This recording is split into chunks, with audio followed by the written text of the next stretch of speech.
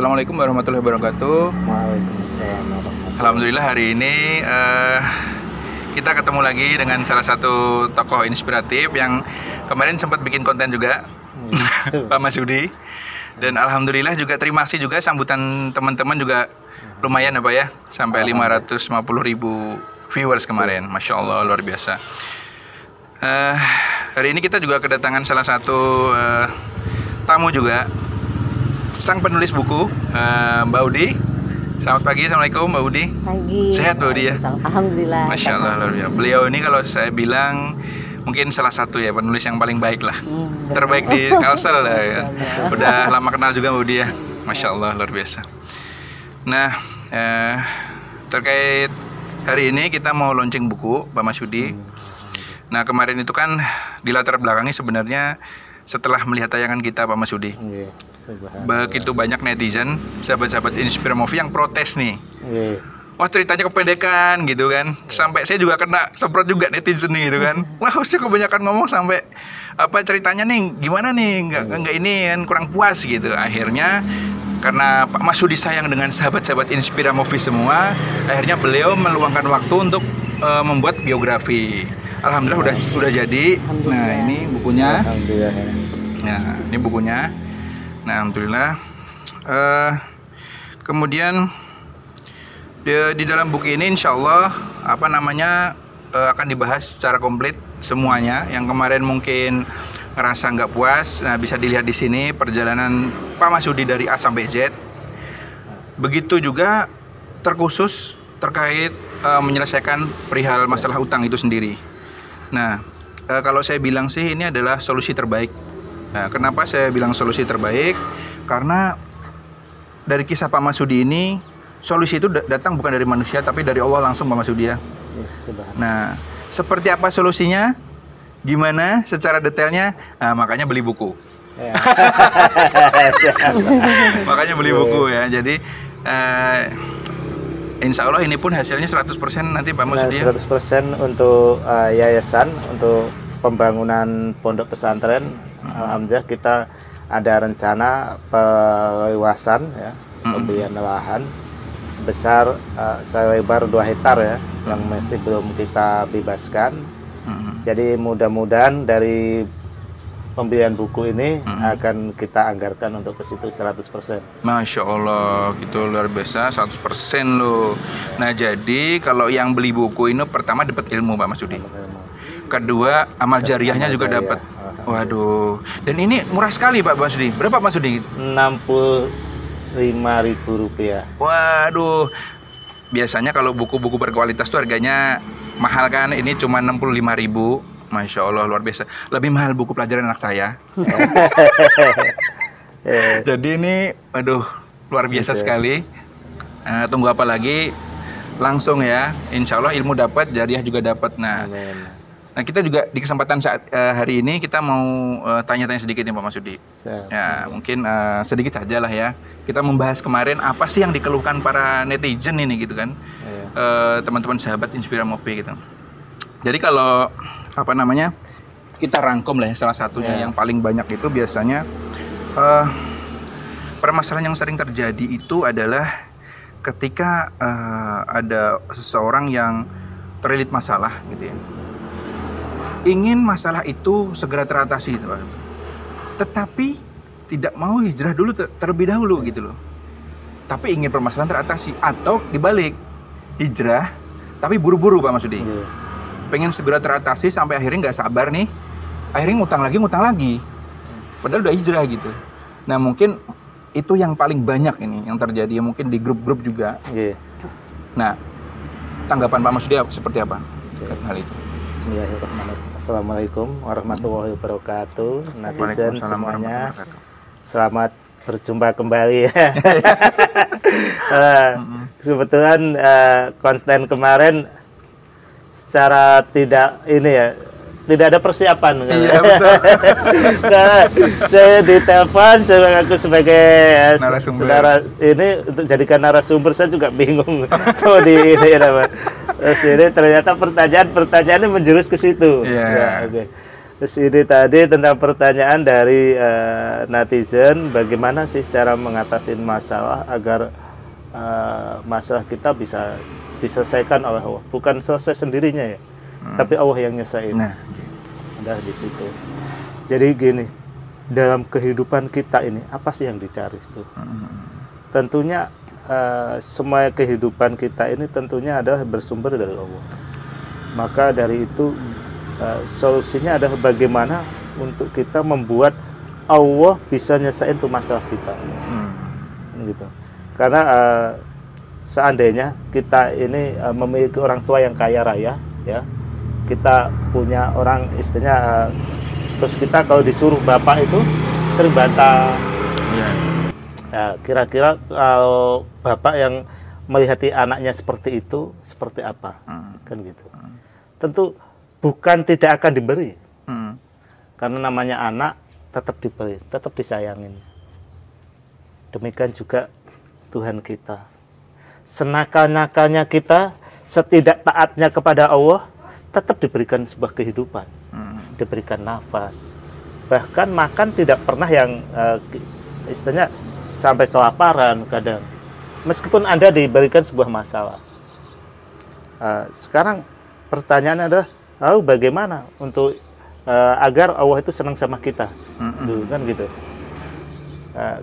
Hidupkan gitu dulu. Gimana sih supaya kalau saya istilahnya mau naik pangkat saja di sebuah organisasi atau di mana ini, pasti kita baik-baik dulu dengan pimpinan, kan gitu ya. Betul. Atau di perusahaan. Nah, demikian juga kita berbaik-baik dulu dengan Tuhan kita. Yang paling utama adalah perbanyak istighfar, banyak mohon ampun kepada Allah. Karena apapun masalah kita, tentunya semua karena Allah. Maka tundukkan hati kita, benar-benar tunduk sama Allah. Ketika sujud, bermuajabah kepada Allah, mohon ampun. Dan tentunya hal ini tidak bisa kita sendirian. Harus ada bantuan dari istri, anak, kita ajak. Karena surga itu luas. Kalau cuma kita sendiri, kesepian antum. Iya kan? Dan tidak mungkin antum bisa sendirian. Karena Pak, Anda akan dimintain pertanggungjawabannya gitu.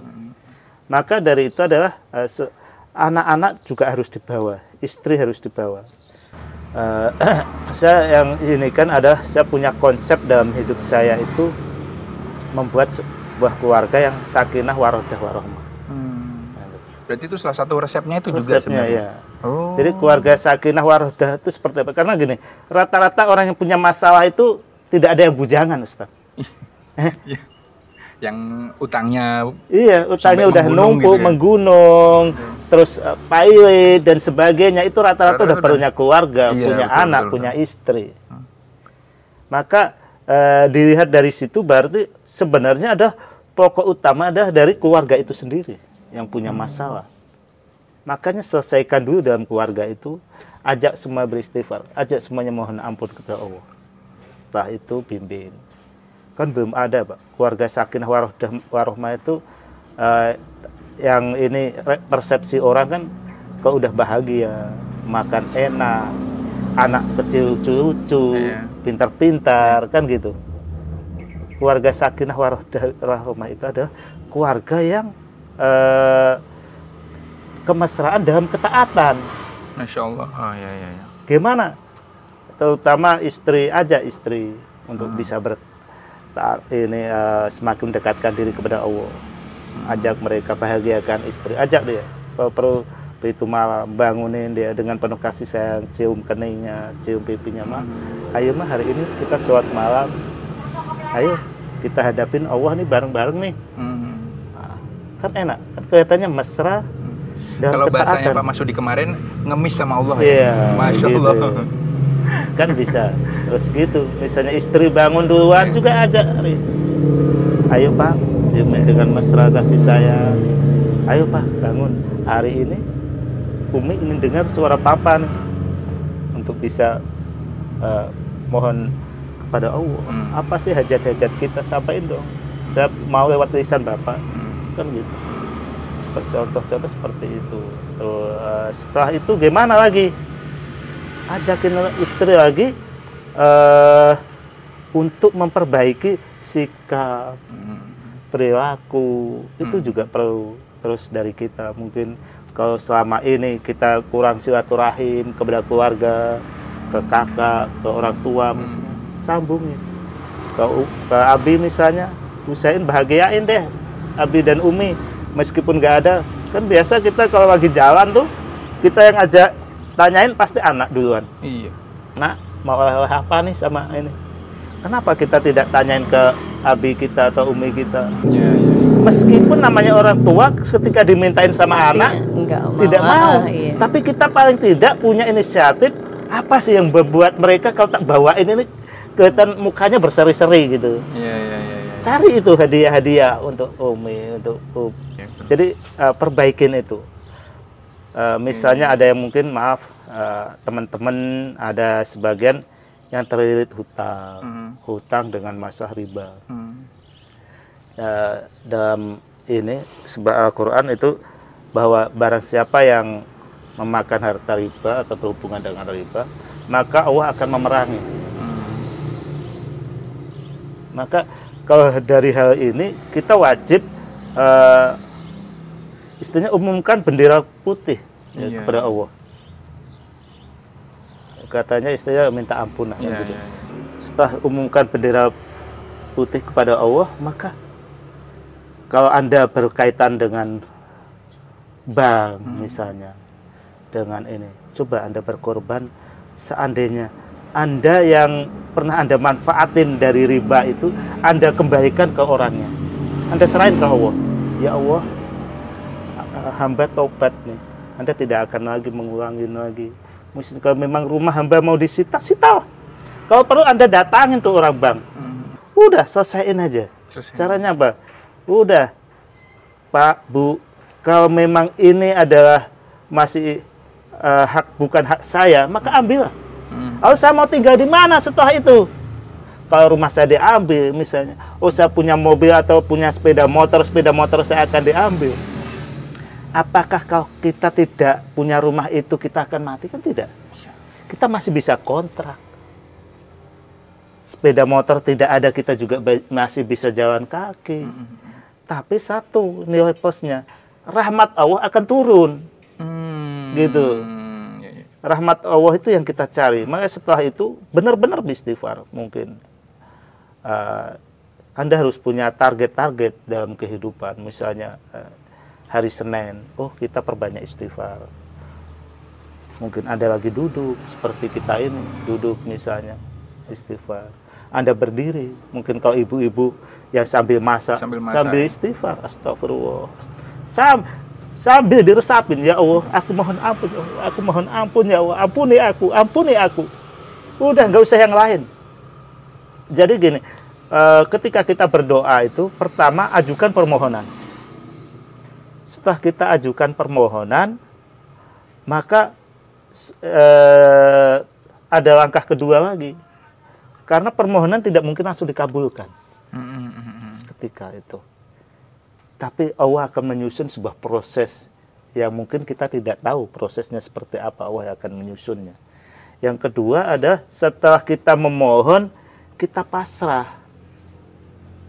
Ya Allah, apapun yang terjadi itu ada keputusanmu. Aku menerima, ya Allah. Sabar menerima keputusan Allah. Ya. Ini ada takdirmu. Kalau kita semakin ingin mengatasi itu masalah, namanya bukan pasrah, namanya protes. Protes ya kan? Nggak sabar, buru-buru, malah protes. Iya. Contoh kita disuruh pimpinan saja, misalnya, saya ini udah merasa istilahnya udah merasa baik di situ. Saya merasa rajin, ya kan? Tiba-tiba oleh pimpinan saya dimutasikan di tempat yang nggak enak dengan saya. Seperti apa rasanya? Pasti kita akan menghujat pimpinan. Pada dibalik itu semuanya ada rahasia atau keinginan pimpinan yang kemudian bisa mengangkat antum. Ketika kita sudah semakin taat, semakin ini, maka Allah akan semakin menguji lagi. Demikian juga hidup kita. Kita akan hidup ini akan diwaswasi selama itu, bahwa besok itu kita untuk makan susah. Tapi kenyataannya setelah besok makan kenyang. Iya. Iya kan? Ya benar. Kan kita gitu khawatir, oh ya besok gimana setelah ini, anakku nanti gimana. Iya benar. Insya Allah pasti ada jalan. Pasti ada jalan, Masya Allah. Tetap dikasih makan, tetap dikasih itu ada dari masa-masa kecil. Terus Ya, Masya Allah. setelah itu kalau udah di rumah usahain bangunkan anak-anak, kalau perlu jadi suri teladan dulu. Ya. Jadi bapak usahain jangan sampai ketika dengar adzan masih di rumah, udah begitu dengar adzan ayo ke masjid, ajak anak-anak yang laki-laki, karena laki-laki wajibnya di masjid, Ya, kan gitu. Dari pengalaman saya ada yang saya alami seperti itu. Nah kalau untuk menyelesaikan Allah yang atur ya. Ya, Kita tidak bisa, ini yang jelas hidup kita gimana atur dulu, perbaiki diri sendiri, istri, anak. Kita pulang habis dari masjid, panggilin tuh anak-anak, tolong dong, jangan ajak langsung mereka baca Quran. Mereka kadang, apalagi di zaman sekarang, mereka sibuk dengan gadget, ya kan? Iya betul. Sibuk dengan TV, sinetron, ajak mereka. Umi, misalnya kita punya anak siapa Indri, ini kayaknya bacaan bapak ini benar nggak nih? Coba, Abi mau baca nih. Diajak berinteraksi. Iya, interaksi dengan kita. Coba koreksi dong, kalau memang salah, salahin. Kalau benar-benar baca, oh, Abi ini salah nih. Nah, ini coba kalau gitu, yang benar seperti apa? Coba anak baca. Misalnya kita tahu benar, caranya gimana sih supaya anak itu bisa ngoreksi kita dengan sungguh-sungguh itu. Mungkin Anda plesetkan sedikit, ya kan gitu ya. Sehingga anak akan ini, oh Pak ini salah, yang benar gini. Akhirnya kan kita bisa nyuruh dengan mudah. Masya Allah ya. Ayo nak, kalau gitu Nggak coba secara langsung nggak gitu secara ya, langsung Pak? gitu. Coba bacaan yang benar gimana sih nak? Kan bagus akhirnya. Iya, benar. Istri juga gitu aja. Masya Allah. Akhirnya kalau kita udah ini bisa, kalau udah semuanya udah menyatu, kita bisa saling koreksi, bisa gantian. Masya Allah. Misalnya satu lembar kita mulai dari bapak, ini dari ibu, nanti terus selanjutnya anak-anak. Itu kalau kita bangun setelah sholat maghrib sampai isya itu sangat bagus. Dan rahmat Tuhan itu akan turun tuh di rumah tuh. Terus kalau gitu, apalagi supaya rumah lebih ini bersihkan dari sifat-sifat kesirikan di rumah kita. Kadang di rumah maaf masih kita sering ngoleksi foto-foto. Antum kalau ke rumah saya polos ya. Polos. Nggak ada foto, Ustaz. Iya betul. Sama Pak, nggak ada Iya. foto, Foto nggak ada sama anak. polosan juga. Jadi foto saya buangin semua. Saya nggak ada foto. Kadang ada keluarga, kenapa rumah ini kayak ini? Iya. Sebenarnya rumah Rasul dulu seperti ini. Iya betul. Ya ini yang kita alami. Memang bedanya rumah Rasul kecil, rumah kita alhamdulillah lebih gede daripada gede Rasul. gitu, iya. Kan gitu. Lebih parah lagi kalau malah nyimpen jimat-jimat gitu. Wah, Pak. itu buangin. Misalnya, saya percaya nih benda ini bawa untung gitu. Iya. Itu tambah kemurkaan lagi, Allah, kan gitu. Iya. Nah, jadi yang hal-hal yang seperti itu dibuangin. Oke. Yang ini tadi perbanyak istighfar. Masya Allah luar biasa. Istighfar. Jadi istighfar itu bukan ini ya dari luar, tapi benar-benar dari dalam. Coba yang benar-benar ya Allah ampuni saya, benar itu merasa. Saya dulu ketika sholat ya maaf, saya tidak sadar itu untuk berdiri saja saya lama Ustaz. Setelah saya sujud itu, ketika itu punya masalah, karena saya merasa seakan-akan hari itu hari terbaik bagi saya untuk bisa menyampaikan kesah saya kepada Allah. Astagfirullah. Itu udah ini, ya Allah, Engkau yang maha tinggi, Engkau yang maha suci. Aku hari ini bersujud kepadamu dan mohon ampuni aku. Ampuni. Tidak ada lain permintaan kecuali ampunan rahmatmu. Karena sebesar apapun kita, kalau tanpa rahmat Allah, tanpa ampunan tidak akan ada dayanya gitu. Jadi kita harapin ada agar benar-benar ampunan Allah itu datang. Hadirkan seakan-akan Tuhan itu ada di depan kita, bahwa kita semohon ampun itu benar-benar ada. Itu terus. Tidak tahu siang, perbanyak sujud. Misalnya, oh Ustaz, sholat malam itu yang baik seperti apa? Kan gitu. Kalau Rasulullah itu sholat tidak pernah lebih dari 11 rakaat. 8 sholat ini, sholat sunnah wajib. Sisanya witir. Ya? Sisanya witir. Laksanain itu. Kalau memang nggak bisa 8 atau ini. Tapi kalau memang nggak bisa lagi, diturunin lagi. Tapi rutin buat ibadah itu seakan-akan kalau kita tidak ngelakuin itu ada yang kurang gitu. Segitu juga selesai bangun subuh misalnya, selesai usahain sebelum kita baca berita, baca buku kantor, saya baca dong Al-Quran, baca kalam Allah. Gimana sih baca kalam Allah? Ya toh nggak usah banyak-banyak, terserah antum 1 lembar, 2 lembar, tapi antum baca terjemahannya habis itu. Kan Al-Quran itu kan petunjuk. Ya Mas Adi ya.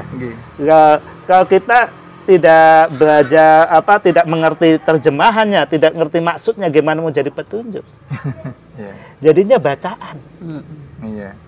Bukan petunjuk. Kalau cuma cari pahala sama Allah, Allah yang kasih, nggak usah ngarepin. Yang penting dapat rahmat Allah, udah selesai. Tapi yang paling pokok adalah kita mengerti itu maksud dan tujuan dari Al-Quran. Saya kalau punya hajat itu Ustaz, misalnya nih, saya disuruh buat sebuah penawaran di sebuah perusahaan yang saya lihat, wah menantang nih perusahaannya dan harus dapat gitu. Nah, itu saya kejar, saya kejar dengan sholat malam, saya kejar dengan sholat duha. Misalnya, biasanya saya sholat duhanya 4 rakaat, saya tambahin jadi 8 rakaat. Iya. Rumusnya seperti itu, Ustaz. Saya maunya itu. Terus apalagi? Sedekah. Masya Allah. Sedekah. Ketika kita maunya proyek yang ingin besar, udah bagi-bagi duit aja kasarannya kan gitu. Kemana? Ya tentunya yang orang melakukan, orang sekitar. Nah, salah satu adalah pondok pesantren. Masya Allah. Seperti ini. Ya itu tadi sih ya, kita biasain untuk jadikan keluarga dulu sakinah warohdah warohmah, ada kemesraan dalam ketaatan. Suami istri aja, anak jangan sendirinya. Kan kita mau bebas dari masalah. Senangin dulu. Bayangin kalau antum menjadi orang tua, kalau anak antum berantakan, tiap hari berkelahi, suka nggak? Nggak suka. Nggak tenang rumah. Nggak tenang. Kita sebagai bapaknya atau sebagai ininya nggak senang melihatnya. Tapi kalau kita punya anak itu, wah, taat sholatnya, mesra dengan suaminya, dengan anak-anaknya, melihat aja senang. Demikian juga Tuhan kita. Tuhan kita itu paling senang kalau melihat keluarga itu makmur, keluarga itu istrinya bahagia dalam ketaatan. Anak-anaknya sore-sore udah ngaji, bapaknya selalu taat ibadah ke masjid, istrinya juga gitu. Ketika punya masalah, mereka selalu bertawadu kepada Allah. Nah ini yang paling utama adalah bagi ibu-ibu nih yang sering dialamin saya lihat ini. Ketika suaminya atau mereka mempunyai sebuah masalah, kebanyakan mereka itu ingin membantu menyelesaikan itu masalah. Padahal bukan. Tugas antum mendoakan suami. Kan kadang gitu Ustaz. Kita begitu suami kita ekonominya kurang, kita nambah, akhirnya kita ikut kerja di luar. Doakan suamimu, bantuin dia sujud. Nanti ekonomi kami gimana? Allah yang ngatur, nggak usah khawatir. Masya Allah, luar biasa sekali. Kebanyakan kan orang khawatir, nanti makannya gimana kalau aku nggak bantu. Coba dampingin dia, doakan dia, support dia, ajak dia berbuat kebaikan. Nanti Allah yang ngatur ekonomi membaik dengan sendirinya, itu sih. Ya, Masya Allah, luar biasa ya. Jadi memang di sini Inspira Movie itu sebenarnya di setiap tayangan di Inspira Movie, khususnya terkait hutang, itu sebenarnya semua narasumber termasuk Pak Masudi ini ngajak kita tuh untuk menemukan solusi terbaik, yaitu solusinya dari Allah, bukan dari manusia. Karena salah satunya luar biasa sekali tipsnya. Bagaimana sebenarnya kunci utama salah satunya membentuk keluarga. Nah selama ini orang lebih sibuk mikirin strategi jualan. Padahal ternyata hal yang aspek yang sangat penting ternyata memperbaiki keluarga terlebih dahulu. Kan kadang-kadang kalau orang jualan apa namanya utang banyak, kemudian mikir jualan apa nih, sampai habis waktu cuma mikir itu doang. Akhirnya ibadahnya nggak dijalankan, keluarga tidak diperbaiki, Pak Mas Yudi, luar biasa. Jadinya berantakan. Jadi yang ditawarkan adalah solusi terbaik dari Allah. Iya. Dan satu, kita harus punya mental orang kaya. Apa tuh Pak? Mental orang kaya kayak gimana tuh? Gini, mental orang kaya itu punya uang sedikit disumbangkan ke istilahnya ke panti asuhan, ke salah satu pondok pesantren misalnya. Masya Allah. Bukan saya nyaranin ke sini, kalau ke sini alhamdulillah kan gitu ya tadi. Tapi mental, karena gini, Allah itu tidak akan memiskinkan orang yang punya mental orang kaya. Artinya tetap bersedekah meskipun dalam kondisi sempit. Contoh, kalau kadang sedekah itu bukan dinilai dari totalnya. Wah, keren banget ya. Terus. Kadang sedekah itu dinilai dari ketulusan seseorang itu. Contoh, kalau saya mau nyumbang masjid itu dengan 100 juta misalnya, itu mungkin bagi saya gampang-gampang saja gitu misalnya ya kan. Kalau antum yang punya uang cuma 100.000, tapi antum sumbangkan ke masjid ataupun ke pantai asuhan 50.000. Betul. Nilainya terkadang besar yang 50.000, bukannya 100 juta. Karena yang punya 100 juta di rekeningnya masih ada 1 M. Iya. Kan gitu kasarannya. Artinya keputusannya lebih sulit ya ketika kita punya cuma 100 nih. Gimana nih gitu kan? Nah, gitu. Masya Allah, luar biasa. Kalau antum, maaf, kan ada banyak netizen, bahkan ada lewat WA saya, ke WA ada ke di komentar ya kan. Itu adalah keputusan yang sah. Bukannya saya tidak mau bantu. Tapi antum merendahkan diri antum di hadapan Allah. Ya, dengan meminta kepada manusia. Minta kepada Allah. Ya, kalau perlu Anda jadi pemberi. Betul. Meskipun Anda kepepet, beri kemana? Nanti Allah akan membalasnya. Makanya saya bilang, Allah itu tidak akan memiskinkan orang yang punya mental orang kaya. Masya Allah, luar biasa. Kalau orang miskin, minta terus. Allah akan membuat mental antum jadi orang peminta. Coba antum lihatin, kalau orang sekali minta, kehidupannya yang akan datang pun minta terus. Ya. Tapi kalau antum jadi orang pemberi, itu insya Allah yang memberi terus. Jadi akhirnya itu ini, karena apa? Doanya banyak. Bayangin ketika antum bahagiakan satu orang itu, apa doanya? Mudah-mudahan. Meskipun kita tidak mengharap dari dia, tapi terkadang doa dia itu yang didengar oleh Allah langsung. Iya, betul. Itu salah satunya ya. Nah, luar biasa sekali pemaparan dari Pak Masudi tadi, bahwasanya solusi yang terbaik itu adalah solusi dari Allah gitu. Jadi memang ada juga komentar yang saya baca Pak Masudi, nyumpah dia. Ini orang kaya minta tolong nggak mau gitu. Sebenarnya bukan ke sana. Esensinya setiap tayangan yang kita bikin, termasuk buku ini adalah kita mendorong mendapatkan solusi yang terbaik, yaitu solusinya Allah. Benar. Seperti Pak Masudi, bayangin, jatuh total, 0, utang gede.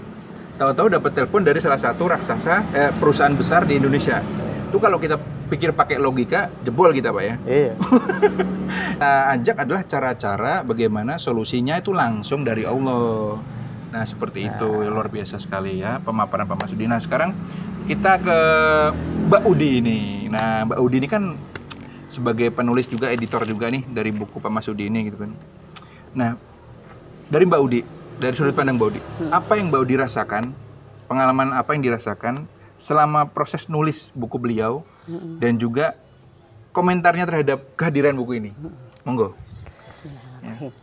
Mungkin saya cerita awalnya dulu ya Pak ya. Boleh, jadi waktu itu akhir Mei kalau nggak salah ya Mas Adi ya. Jadi Mas Adi telepon saya, Adi bilang, ayo Mbak Udi bisa nggak nih bantu saya katanya. Oh apa Dek? Ini mau nuliskan buku tentang Pak Masudi. Kebetulan kan kita Mbak Udi sudah, saya sudah nonton tayangan. Ya, jadi saya udah ada, ada gambaran lah dengan gitu. tentang beliau gitu, tentang Pak Masudi. Jadi saya langsung mau tuh, oh iya oke. Tapi prosesnya kalau biasanya kan saya bertemu langsung dengan narasumber nih. Nah, jadi kalau ini sebelumnya memang Mas Adi sudah ada wawancara dengan Bapak, jadi saya dikirimin format ininya, jadi saya mencoba menuangkannya dalam bentuk tulisan. Nah, biasanya kalau saya ketemu narasumber kan saya bisa lihat emosinya, kemudian gerakan tubuhnya, karena ini saya hanya mendengar suaranya, jadi begitu saya tulis, saya dengar lagi, saya tulis lagi gitu kan, saya periksa, saya dengar lagi, saya sampai ingin betul-betul merasa bahwa tulisan yang saya tulis ini akan menggambarkan perasaan atau emosi yang ingin diceritakan Pak Masudi di buku ini gitu loh. Jadi itu prosesnya, Pak. Saya berkali-kali saya dengarkan cara Bapak berbicara, cara Bapak menyampaikan cerita, emosi yang ada di dalamnya gitu. Ya, saya berharap buku ini bisa paling tidak menggambarkan lah situasi yang Bapak inginkan atau perasaan-perasaan yang Bapak sertakan ke dalam cerita itu. Jadi dalam proses penulisan ini juga saya mendapatkan ilmu yang banyak banget, Masya Allah, dari hasil pendengaran saya gitu kan. Jadi yang pertama itu, dan nanti semoga yang pembacanya juga akan merasakan hal yang sama yang saya rasakan, itu luar biasa sekali. Jadi saat saya mengerjakan itu, mendengarkan sampai habis dulu kan, saya baru saya bikin apa yang saya kerjakan itu harus menuntun saya lebih dekat menuju surganya Allah nanti gitu kan. Amin. Karena itu pesan-pesan Pak Masudi itu berulang-ulang seperti itu ya. Jadi sekarang itu kalau mau melakukan sesuatu, benar nggak ini apakah ini akan mendekatkan saya? Ternyata ada impactnya juga. Iya, menuju surganya Allah gitu kan. Allah, jadi kalau misalnya itu sesuatu nggak, berhenti dulu, ini jangan yang ini, jangan dilakukan yang ini. Luar biasa sekali. Itu yang saya ingat terus gitu loh Pak, karena saya berulang-ulang mendengarnya. Kemudian Mas Adi, satu yang saya paling suka dari kata-kata beliau adalah yang saya yakin itu betul sekali di kehidupan nyata tuh, bahwa kalau kita menjadi orang baik gitu kan, maka Allah akan mendekatkan kita juga dengan orang-orang yang baik, bahkan mungkin jauh lebih baik dari kita. Tapi kalau misalnya kita jadi orang jahat, nah Allah akan mempertemukan kita dengan orang-orang jahat atau bahkan lebih jahat daripada kita. Dan itu memang di kehidupan kita itu terjadi ya Pak ya, itu terjadi. Jadi itu impactnya dari saya menulis buku ini juga banyak sekali ilmu yang didapat. Jadi saya berharap semoga pembaca nanti juga bisa, kita sih nggak usah muluk-muluk ya Pak ya, paling nggak mereka akan mendapat sedikit pencerahan gitu kan, bisa mengambil hal-hal baik dari buku ini untuk diterapkan kepada dirinya sendiri atau kepada lingkungan di sekitarnya. Jadi gitu Mas Adi. Secara singkat nih bukunya recommended banget ya. Iya, betul. Jadi karena tidak hanya menceritakan tentang Pak Masudi dari kecil sampai beliau seperti sekarang ini, tapi bagaimana kaya perjalanan beliau, nilai-nilai yang ada di dalamnya, dan bagaimana cara beliau memecahkan mencari solusi dari Allah itu. Masya Allah, luar biasa sekali. Oke, terima kasih Mbak Udi. Ya, sama-sama. Pak Masudi ada yang ditambahkan sedikit mungkin terkait bukunya? Oke ya, aduh subhanallah. Saya nggak nyangka akhirnya dibuatin juga buku sama Mas Adi. Seakan-akan saya tuh jadi orang paling hebat akhirnya. Padahal maaf, Mas Udi itu orangnya nggak pinter. Tapi ya mudah-mudahan itu menjadi sebuah kebaikan, jadi amal jariah bagi Mas Adi. Amin, amin ya Allah. Karena ini adalah tentunya Inspira Maufi, tujuannya adalah membangun bangsa, membangun umat dengan cara menuju kebaikan. Malah diberikanlah contoh-contoh inspiratif yang bisa menerbitkan atau membuat suasana bisa kembali ke hadirat Allah. Nah, salah satunya alhamdulillah dengan terbitnya buku ini, mudah-mudahan buku ini nantinya bisa menjadi pencerahan bagi para pembaca semuanya, bisa belajar, mari gimana sih cara kita untuk mendapatkan rahmat Allah, tunduk ke hukum-hukum Allah, dan kita tinggalkan yang batil, yang remeng-remeng, ya, yang abu-abu. Udah kita lurus ke dalam agama Allah. Insya Allah akan bermanfaat bagi Anda semua, dan mudahan ini jadi ilmu jariah. Dan mudahan ini mengalir untuk almarhum ibu saya dan kepada orang tua saya, kepada bapak saya. Bapak, Umi, saya tidak bisa menghadirkan apa-apa, tapi insya Allah ini semua akan menjadi penerang bagi kuburmu. Terima kasih. Ya. Nah, jadi oke, teman-teman, sahabat-sahabat Inspiramovi, ya jangan lupa ini adalah hasil karya ya daripada Bapak Masudi. Jadi harganya sangat murah, terjangkau sekali. Jadi kalau udah murah, kemudian dapat ilmu, dapat amalan jariah juga, karena kan hasilnya juga buat pondok Pak Masudi. Jadi tunggu apa lagi?